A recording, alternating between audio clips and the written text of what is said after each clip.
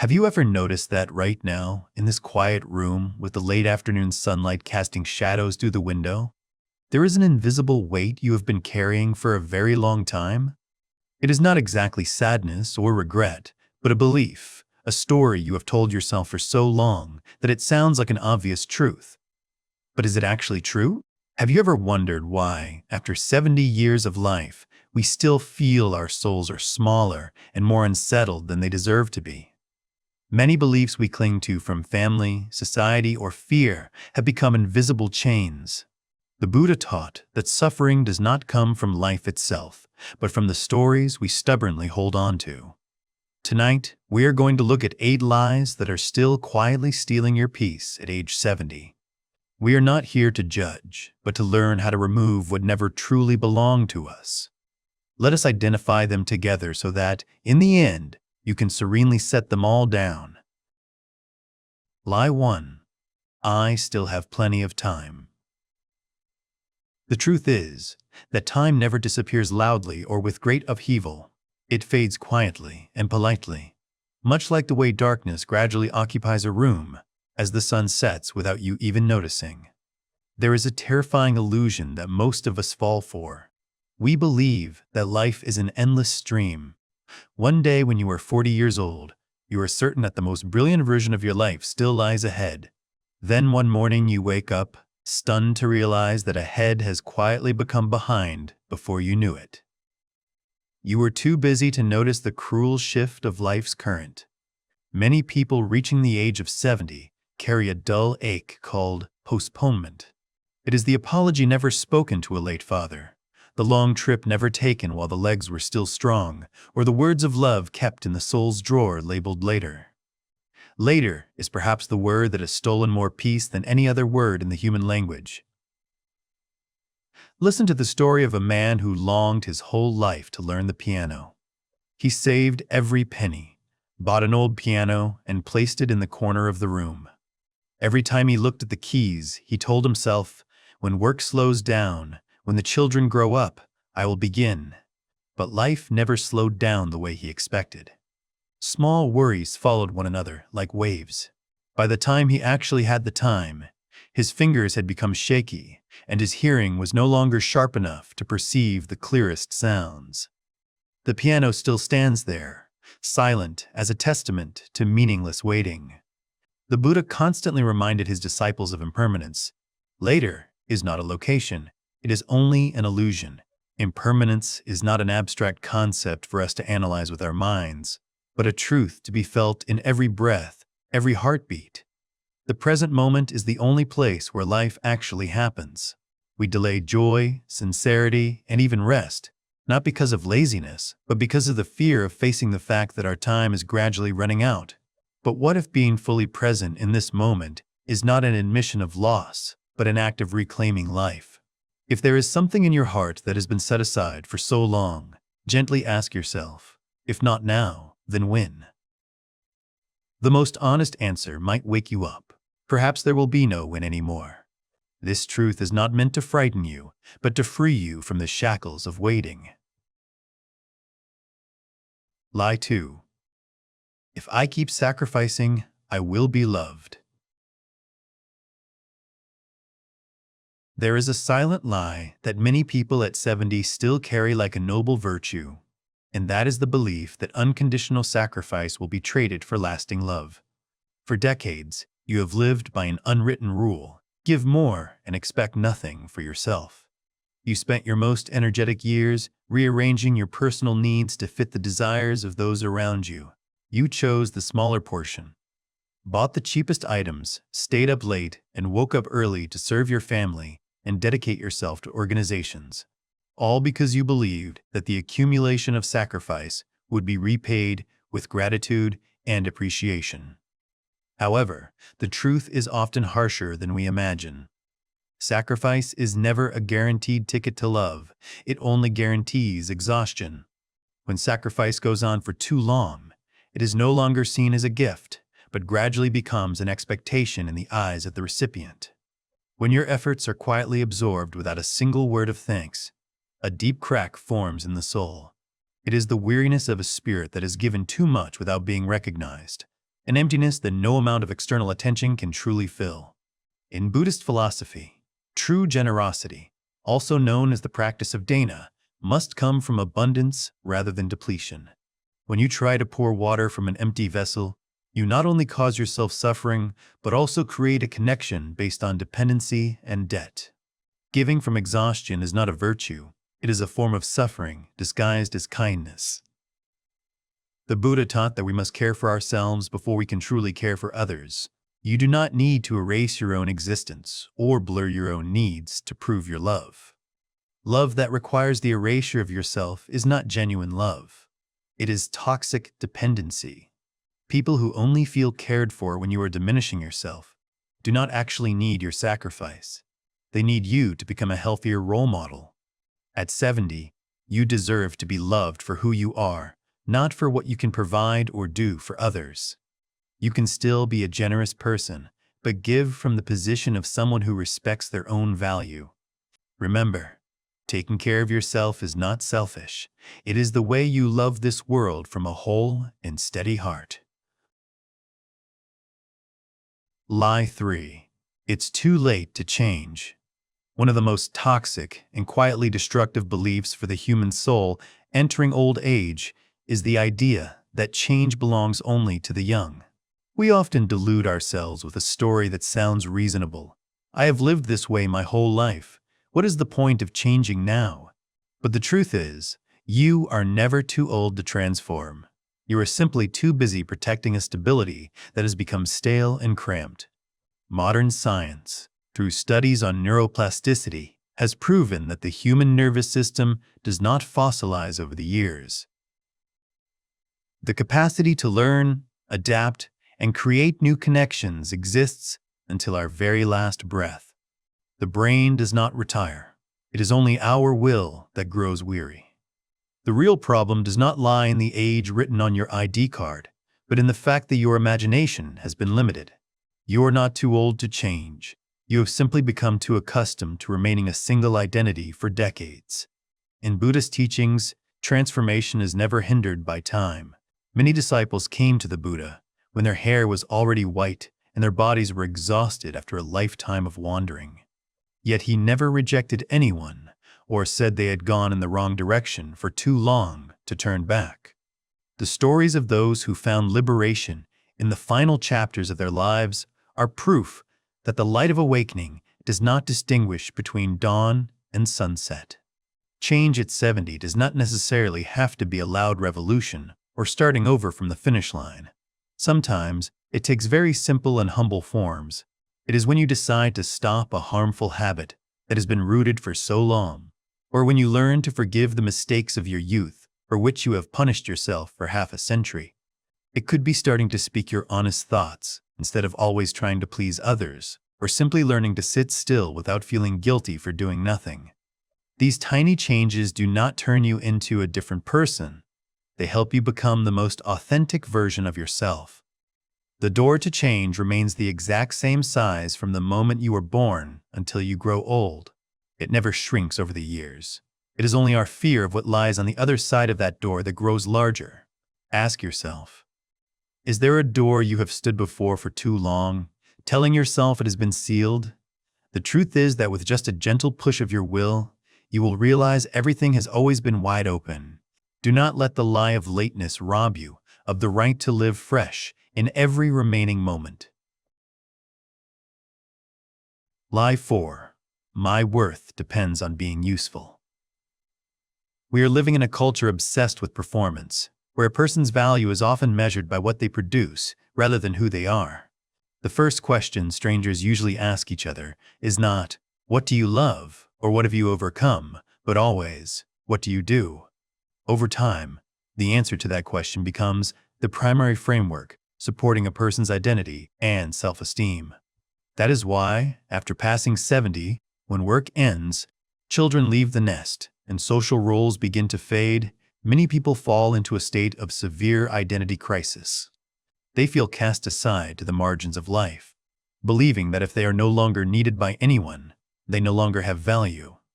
But the truth is, you are not a tool, you are a life. A hammer only has value when it can drive a nail. A car only has value as long as it runs well, but human beings are different. The Buddha taught something very radical. The intrinsic value of a human being has nothing to do with output or tangible contributions. Your value lies in your very existence, in your capacity for awareness, and the compassion you carry within. A tree does not need to bear fruit all year round to be considered precious. Its presence, its shade, and the way it stands firm between heaven and earth are already a complete meaning. You do not become less valuable just because your schedule is no longer packed with appointments. Imagine a grandfather sitting quietly, listening to his young grandchild talk about troubles at school. He does not offer technical solutions. He produces no physical product. He is simply there, giving his full attention and a non-judgmental love. Or the image of a grandmother sitting peacefully in the garden, watching falling petals and smiling at the morning sun.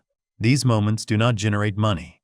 They are not recorded on a resume, but they create seeds of peace and meaning that no productivity machine could ever replace.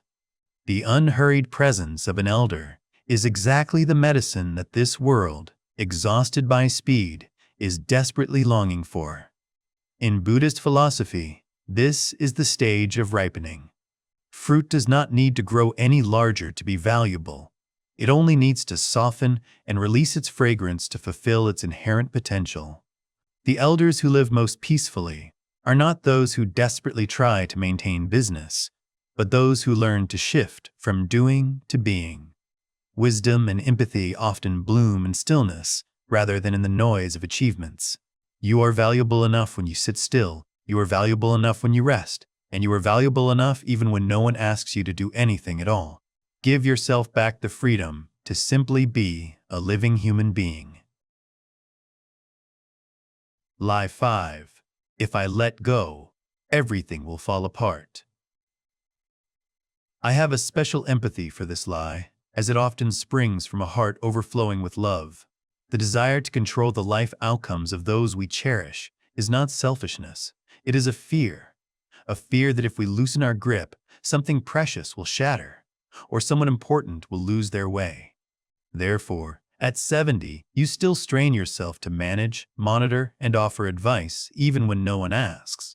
You worry on behalf of your grown children, as if your anxiety could somehow compensate for their risks. You believe that if you stop, the entire family will fall into chaos. But look at the reality. Everything is always changing anyway, whether you try to hold on or not. The control you are exerting is actually just fear wearing the cloak of responsibility. In Buddhism, this is called clinging, one of the core roots of suffering. Ask yourself, what are you actually holding on to when you strain like this? Are you holding on to an image of your children's lives as you want them to be, the reputation you built over decades, or a future that has not arrived and a past that has already gone? The truth is, none of these things are truly in your hands. The act of holding is just a story woven by the mind, while reality is a current that no one can stop. Control is the heaviest illusion you've carried for too long. It is like trying to squeeze a handful of sand. The tighter you clench, the more the sand slips through your fingers, and the only thing remaining is the exhaustion of your muscles. When you try to control everything, you do not protect the world around you. You only accumulate tension in your own nervous system. This not only wears you out, but also unintentionally creates pressure and resistance from the very people you love. What would happen if you had the courage to let go of just one thing today? Perhaps it is worrying less about your children's choices or stopping your concern about what the neighbors say. When you loosen your grip of control, what happens is not a collapse, but the appearance of space. It is space for others to grow freely, and, most importantly, space for you to breathe. Life often becomes much easier and lighter when we stop being the gatekeeper for the whole world. Letting go is not giving up. It is trusting in the flow of karma and causes, allowing yourself to rest after a lifetime of carrying things that were never yours to carry. Lie 6. My family will always understand me. This is a lie that carries a tender pain, like a wound in the heart that we accidentally touch every day. Most of us enter our later years with a deep expectation that those of the same blood, those who have sat at the same table and witnessed our lives from the inside, will naturally understand us. We hope they will see the thoughts that need no words and the weariness after a lifetime of sacrifice. But the truth is often not like that. And admitting this is sometimes very difficult. Family members are often the ones who see us the least. Your children see you through the lens of memories from when they were small. They see the shadow of a powerful or strict father or mother from the past, not the person who is changing day by day in the present. Even the spouse who has slept beside you for 40 years may be living with a story about you rather than with the flesh and blood person who exists right now. This is not a failure of love or filial piety. It is simply the natural limit of the human mind when trying to empathize with a different inner world. Each of us is a separate universe, and hoping others understand us completely is like asking them to live our life for us. The Buddhist philosophy of interbeing teaches that we are deeply connected to each other. But connection does not mean transparency.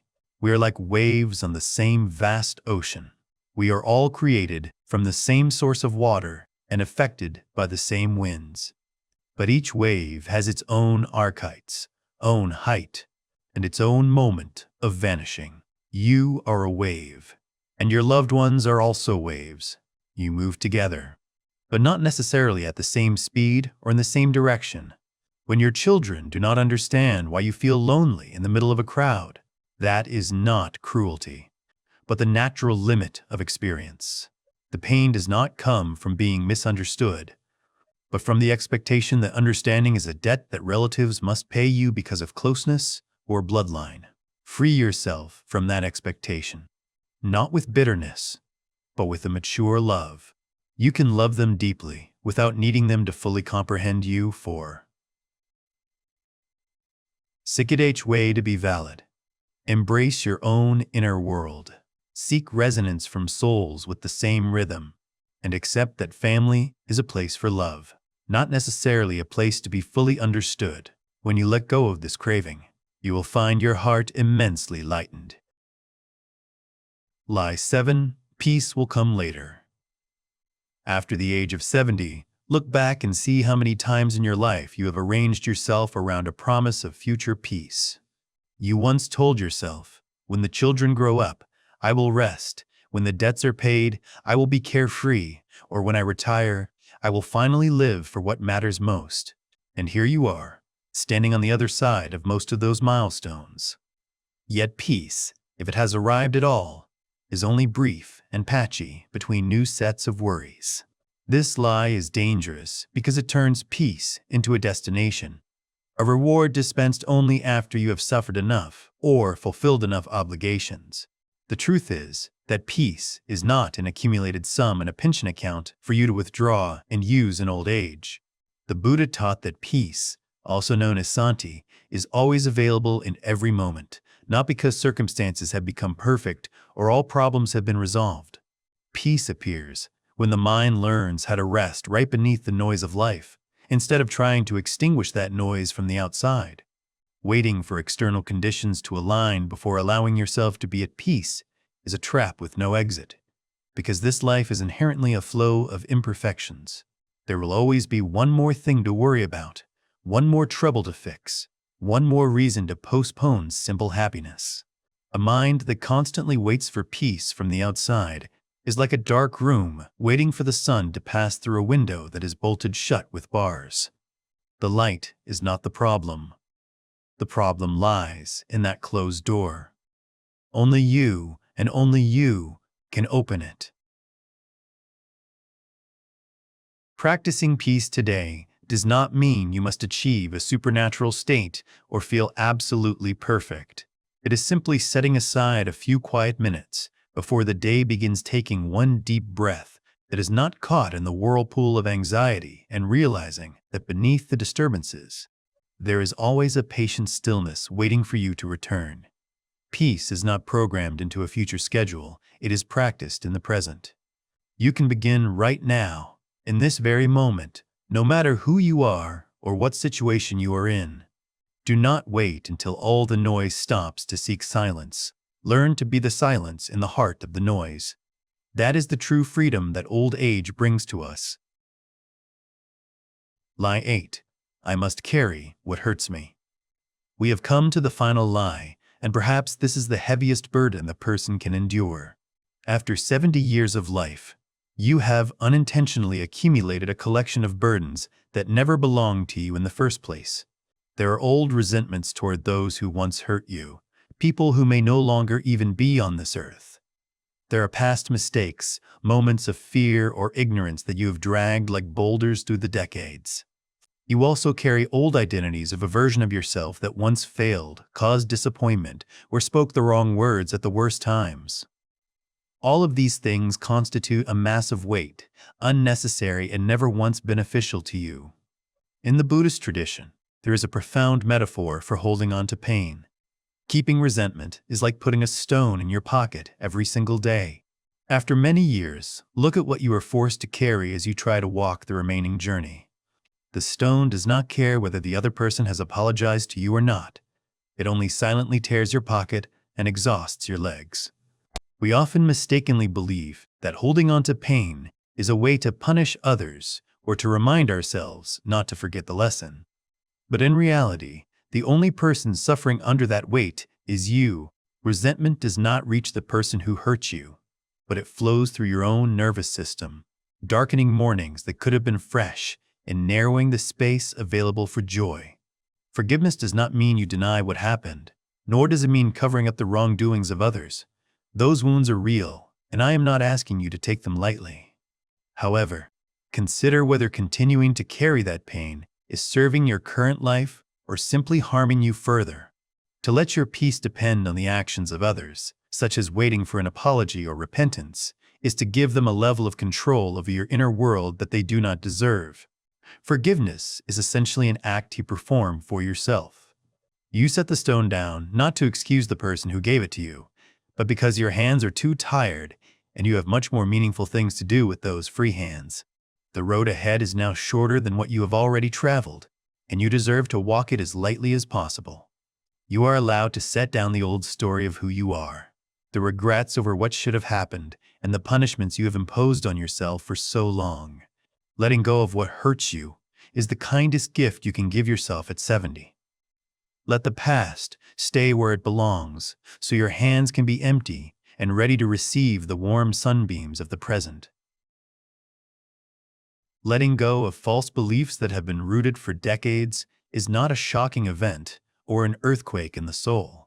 Often, nothing dramatic happens at all. What actually disappears is the tension, a kind of chronic pressure that has always squeezed your life into ill-fitting molds. When the lie about time vanishes, the present moment suddenly becomes priceless.